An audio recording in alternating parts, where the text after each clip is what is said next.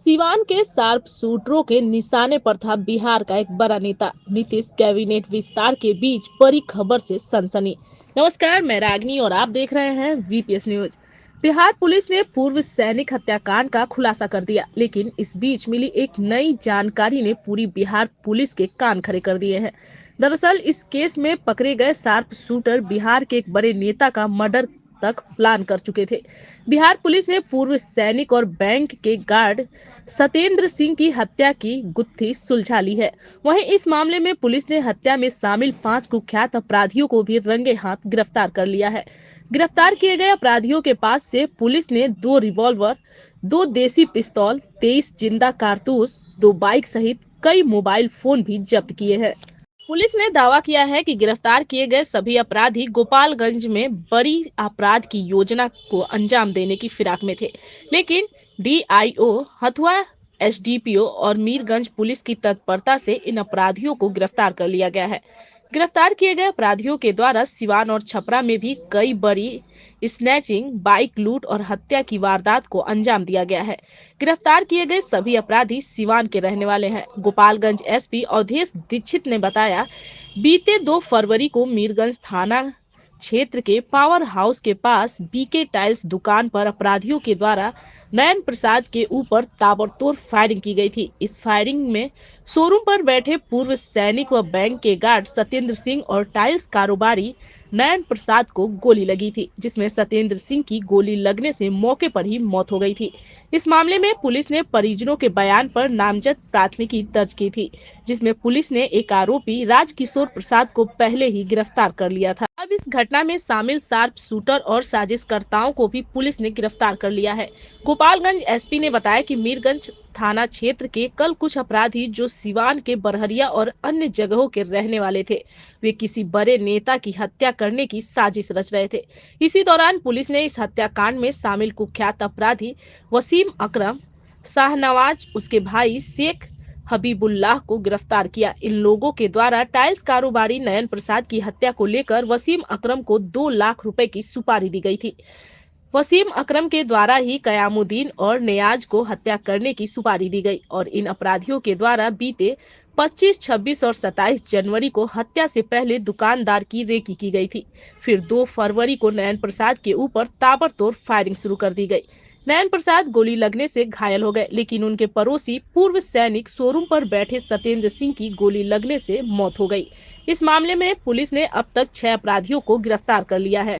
SP ने बताया कि इस हत्याकांड में शामिल शाहनवाज, शेख हबीबुल्लाह, वसीम अकरम, कयामुद्दीन और नियाज को गिरफ्तार कर लिया गया है। गिरफ्तार किए गए अपराधियों का क्रिमिनल रिकॉर्ड भी है।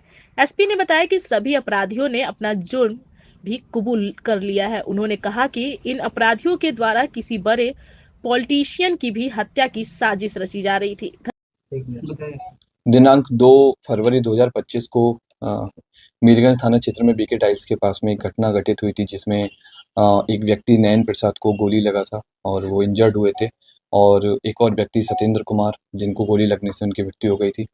हम लोग के द्वारा उसमें कांड दर्ज कर एक प्राथमिकी नामजद अभियुक्त राजकिशोर प्रसाद की गिरफ्तारी की गई थी, और साथ में ही अनुमंडल पुलिस पदाधिकारी हथुआ के नेतृत्व में और पुलिस